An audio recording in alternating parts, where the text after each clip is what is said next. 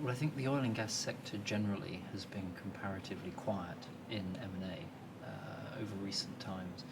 The big shock in oil prices and the impact that's had not only in the oil sector but also in gas has led to things slowing.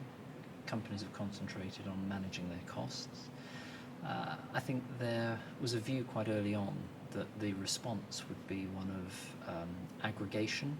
This was a time for the industry to begin to aggregate again, or indeed for distress, with lower prices causing a number of companies to be in difficulty such that they would become targets. And I think really neither of those has happened in that way. Clearly the Shell acquisition of BG is a very large deal by any standards, but the general industry aggregation hasn't really happened.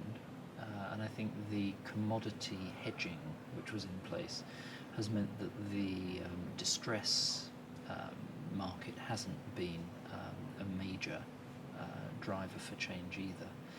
So at the moment the sector itself is reasonably flat. I think a number of analysts would look at the value which has been lost in the sector over recent times. As to what happens next year, a number of different areas, I think, within the upstream oil and gas business, there don't seem yet to be the particular incentives to create a lively market again.